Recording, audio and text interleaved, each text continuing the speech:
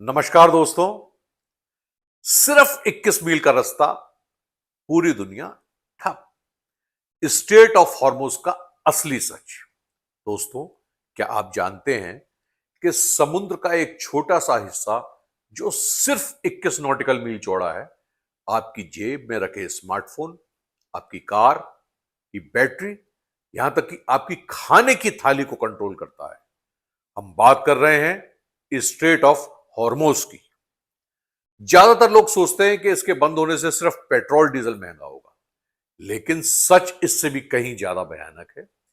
एक विश्लेषण बताता है कि अगर यह रास्ता बंद हो जाता है या बंद ज्यादा दिन तक रहता है तो दुनिया स्टोन एज की तरफ लौट सकती है।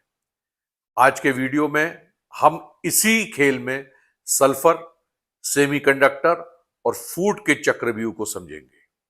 सल्फ्यूरिक एसिड का खेल।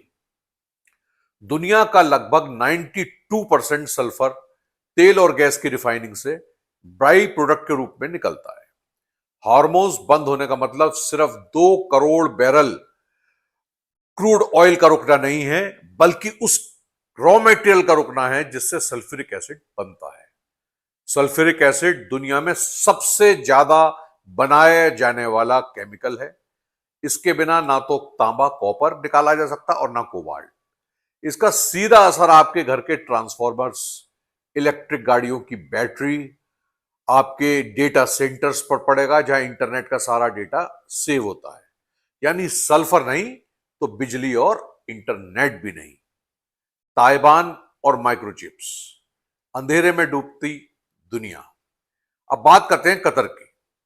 कतर अपनी एलएनजी, लिक्विफाइड नेचुरल गैस का 30% हिस्सा इसी रास्ते से ताइवान को भेजता है।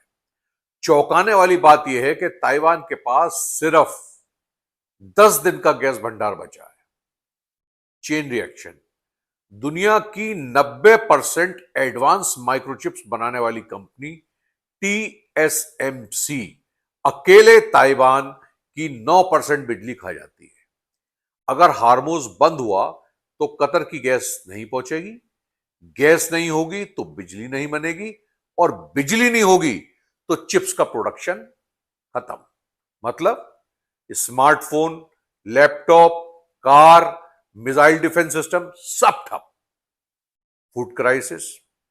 आधी दुनिया पर खतरा मंडरा रहा है फूड क्राइसिस का।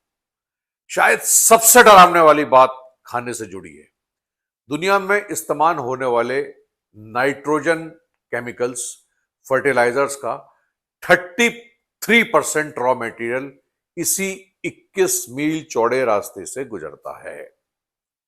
आज दुनिया की आधी आबादी सिर्फ इसलिए जीवित है क्योंकि खेती में कृत्रिम नाइट्रोजन का इस्तेमाल होता है। अगर सप्लाई चेन टूटी तो ग्लोबल फूड क्राइसिस, खाद्य संकट पैदा हो जाएगा। यानी सिर्फ तेल की लड़ाई नहीं बल्कि अस्तित्व की लड़ाई बन जाएगी। यह विश्लेषण हमें चेतावनी देता है कि हमारी आधुनिक सभ्यता कितनी नाजुक डोर से बंधी हो। सल्फर, सेमीकंडक्टर और भोजन, ये तीनों धागे इसी एक रास्ते से जुड़े हैं। और सबसे बड़ी समस्या यह है कि फिलहाल दुनिया के पास इसका कोई बड़ा विकल्प मौजूद नहीं है। आपको क्या लगता है, क्या दुनिया इस रास्ते पर अपनी निर्भरता कम करने के लिए कोई नया विकल्प ढूंढ लेगी, या फिर कूटनीति ही एकमात्र रास्ता है? अपने विचार कमेंट्स में जरूर बताएं। वीडियो को शेयर करें ताकि लोग इस गहरे आर्थिक राजनीति को समझ सकें। सब्सक्राइब करना ना भूलें। जय हिंद।